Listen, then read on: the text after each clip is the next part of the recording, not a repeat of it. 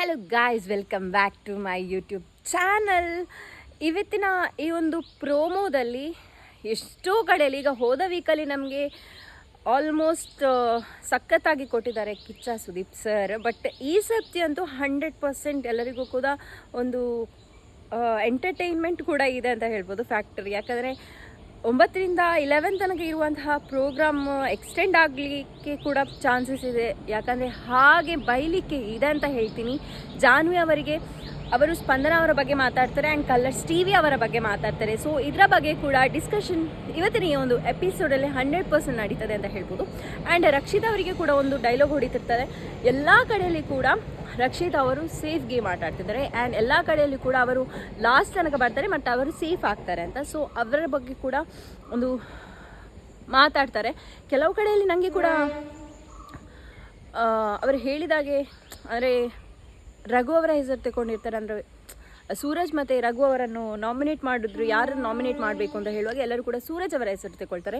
But Rakshit ಅವರೇ ಹೇಳ್ತಾರೆ ರಘು ಅವರ ಹೆಸರು ತಗೊಳ್ತಾರೆ. ಆ್ಯಂಡ್ ಅವರು ವಿನ್ ಆಗೋ ಟೈಮಲ್ಲಿ ಅಂದರೆ ಅವರು ಕ್ಯಾಪ್ಟನ್ಸಿ ಟಾಸ್ಕ್ನಿಂದ ವಿನ್ ಆಗ್ತಾರೆ. ಆ ಟೈಮಲ್ಲಿ ಕೂಡ ಅವರು ರಘು ಅವರನ್ನು ಫುಲ್ ಖುಷಿಯಲ್ಲಿ ಮಾತಾಡ್ತಾ ಇರ್ತಾರೆ. ಅದುವೇ ನಮಗೆ ಫುಲ್ ಕನ್ಫ್ಯೂಷನ್ ಕೂಡ ತಂದಿದೆ ಅಂತ ಹೇಳ್ಬೋದು.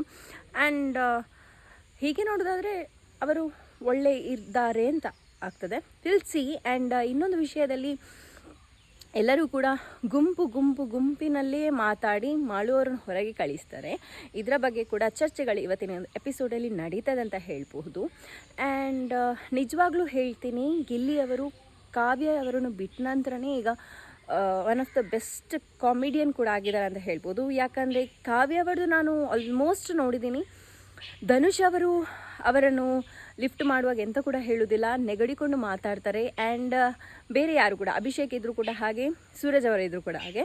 ಬಟ್ ಗಿಲ್ಲಿಯವರು ಇದ್ದರೆ ಮಾತ್ರ ಅವರಿಗೆ ಸ್ವಲ್ಪ ಇರಿಟೇಷನ್ ಆಗ್ತದೆ, ಮಾತಾಡೋ ಒಂದು ರೀತಿ ಕೂಡ ಸ್ವಲ್ಪ ಚೇಂಜ್ ಇರ್ತದೆ ಅಂತ ಹೇಳಬಹುದು.